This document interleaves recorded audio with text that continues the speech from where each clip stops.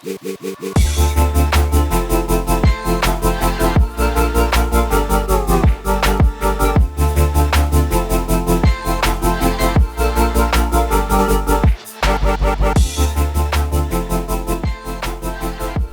Keenan, do you agree or disagree with the prompt that animal abuse is not wrong? I disagree. Disagree? Yeah. Why do you disagree? I guess it deserves an explanation of like what wrong is exactly. So I'm using it in the sense of unethical. Would you agree with that? Yes. Okay. Would you say that it is ethical? I'm arguing from the position that animal abuse is not wrong, and so it's not unethical. That it's not unethical. Okay. So, but I guess like, does that put you on the opposite side of it? That it's Yes. ethical. Ethical as in like a behavior that we would desire or want to do, right? Well, that's one definition of ethical. Ethical, I think it varies from person to person what they define as ethical. A person might define ethical as the course of action that creates the least amount of harm for other people. Under like a utilitarian view, that's like one Sure. idea, but then there's a consequentialist that would say like no matter how you So do how do you define ethical again?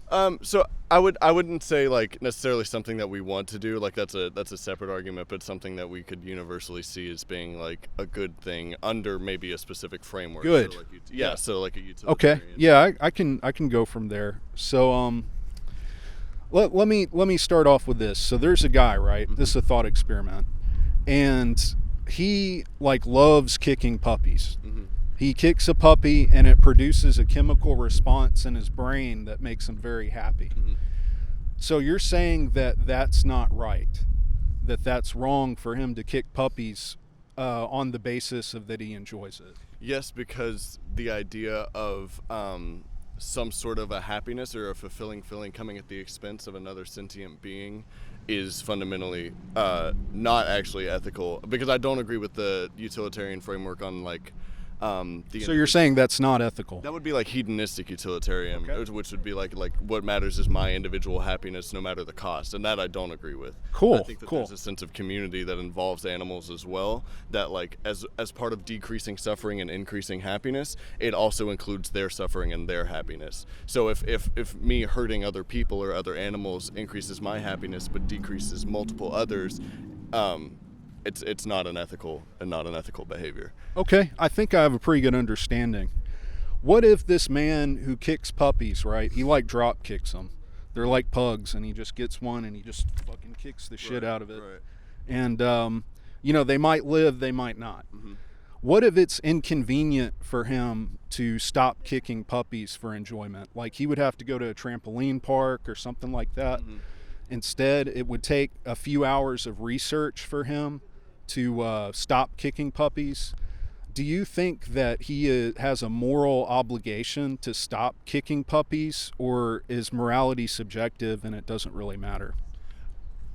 Is morality subjective? I think it's not that he has a moral obligation necessarily to do the research or not, but the moral obligation, yes, is to if we just stick with utilitarian for right now, I guess, if we say that like the moral obligation is not so whether or not he does the research, but that he stops the amount of harm. So maybe not even like inconvenient. Let's say that this like it sucks for him. It is the worst thing in the world to stop kicking puppies. So you're taking it a step further then. But then what you're saying, yeah. So because I want to entertain the idea. So let's say that like it is the worst thing in the world for him to stop kicking puppies, and so his amount of suffering that he feels he's experienced, maybe we could say is outweighing the happiness of like the puppies. Yeah, but he's a busy guy. He's like a full-time college student, and it would take at least maybe 2 or 3 hours for him to figure out how to stop kicking puppies.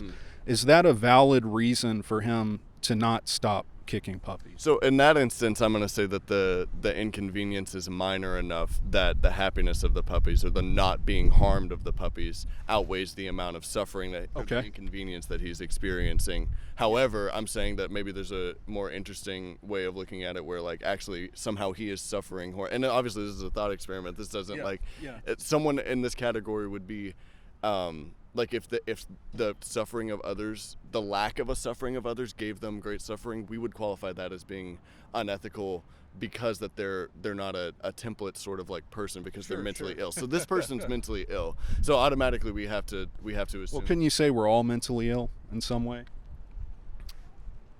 I mean, there's questions of like functionality and degree of What makes him mentally ill for kicking puppies? The idea that the suffering of another sentient being, like these are the stepping stones of what we call like a psychopath, or someone that we can say is a cornerstone of a psychopath, as if they did this sort of thing when they were younger as a child. Like, did they do some kind of animal abuse? Because the amount of pity that we have for animals tends to surpass, like, we don't think of human abusers in the same way that we do animal abusers because of their lack of ability to defend. Do you think we have to think of human abusers as the same as animal abusers, and to put animal abuse on the same level as human abuse to not kick puppies?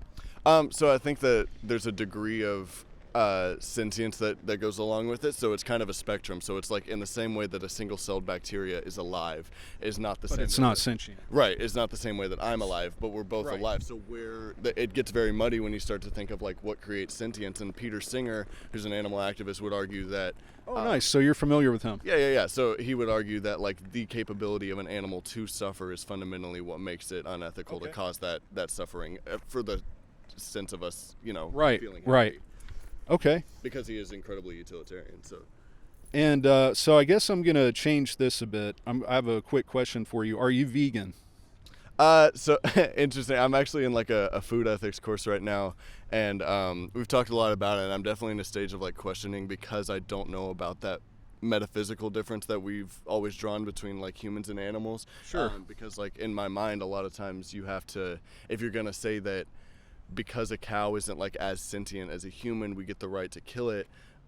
Could you also extend that to either like a brain dead hospital patient or someone, or like our human mentally disabled? Sure. And so like I'm not saying that it is never ethical to kill an animal in the sense that like obviously there's instances of self-defense, protecting others. It sounds to me like your basis for whether or not harm against animals is acceptable relies on sentient. If they're sentient, we should avoid harming animals because they feel pain and can suffer like us. But if they're not sentient, then they really don't need as much moral consideration. Is that what, roughly? Yes, I think so, yeah. Let me ask you this.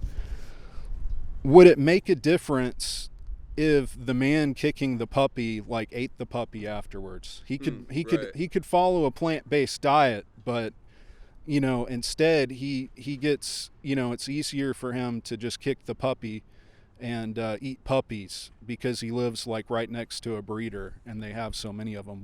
Would he be justified in kicking the puppies if he ate them afterwards? No, not at all. I don't think so either. Yeah, that still goes under the same framework. It's the suffering and like, and let's even assume that like, because there's this philosophical idea that there is still a harm in killing even if it's painless, because you're preventing the idea of a future goodness being in the world. So yeah, no, if he's making the puppy suffer and then killing it, in both instances, I believe he's ethically in the wrong. Do you think it would matter if it was a piglet instead of a puppy? No. Okay. What about a baby chick? No. And we're getting closer to like the question of sentience, because like as we go from like pig to chick, it's starting to become like a little. But they're all sentient. Yes, in some degree, at least to the degree that they can experience pain. Yeah. Okay. So I think we're about done here, and my question is, are you aware what happens in the egg industry? So like I guess the idea of chickens being like cooped up in an incredibly small space, being forced to give as much as they can before they're slaughtered. I'm going to talk a bit about hatcheries. In the U.S., in order to produce eggs, the male and the female chicks have to be sorted at birth. Mm-hmm. Because the males can't lay eggs and they don't grow as fast as meat chickens. They usually get put on a conveyor belt and dropped into a grinder on their first day of life without anesthetic. Right. Were you familiar with that process? I'm familiar with the process with calves for like lactation or dairy farms. So the same idea with male calves is because they don't lactate. And then there's also problematic things of forcing the female to constantly lactate by impregnating them repeatedly and then also having abortions. Yeah, it's terrible, isn't it? Yeah. Is there anything that would stop you from going vegan that you can think of?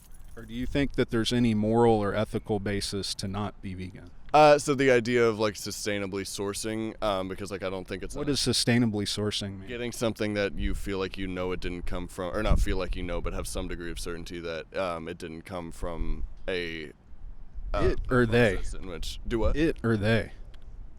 for what Are the we talking animals- about Oh, animals I'm as saying objects? eggs. I'm saying like it like let's if we're talking about me getting an egg, if I wanted to do that in the most ethical way possible, I agree that it would be either directly from like a farmer who I know how they treat their chickens and what manner they're getting the eggs, versus like the way that it comes normally, which is probably more along the lines of what you're talking about like going to Kroger and grabbing a thing of eggs. Sure. So I think that concludes it. And would you consider going vegan because animals are sentient and they feel pain? Not entirely, because I don't agree. I don't think fundamentally it is always the case that it is unethical to eat an animal product if you can figure out its sourcing. Maybe you source it yourself. What's the difference between dropping a baby chick in a blender and drop kicking a puppy for an unnecessary reason? Because humans can be healthy and survive without eating animal products. I don't think there is a difference.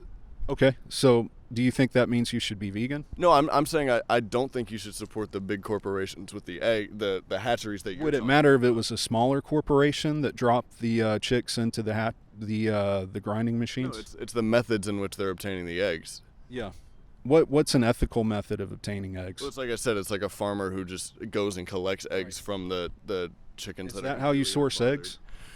It's not how I source eggs, but I also don't Right. really eat eggs. I'm to admit I am on a kind of diet just because I have a messed up liver, which is a whole other thing. But it's kind of forced me to be vegetarian, and I avoid animal products for the most part because of the protein content. So I haven't tossed this around a ton because I already am sort of vegan, but just not really by complete choice. But I've been working on the moral backing, which is sort of what you're talking about. Well, man, I've really appreciated this conversation.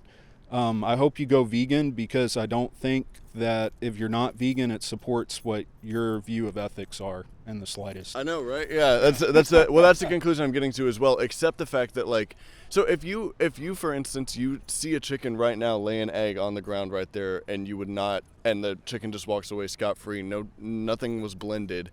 Yeah. You wouldn't eat that egg. We feed it back to the chickens where I hang out with chickens at. Because they eat their own eggs, and it helps with their calcium and protein. I think it belongs to their body, and because they can't consent, that we shouldn't take it from them. Oh, okay. Yeah. Interesting.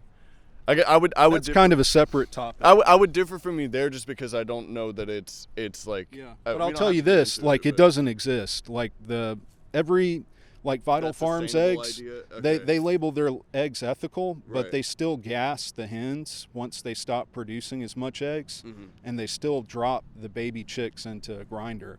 But they put ethical on the packaging, and they might use the word sustainably I get what you mean. sourced. So is the idea of the sign is you want someone to be like, oh no, that's wrong, and Right. then you turn it. Okay, I get you. That's what I'm thinking. Because I knew your podcast and everything. I was like, there's no shot.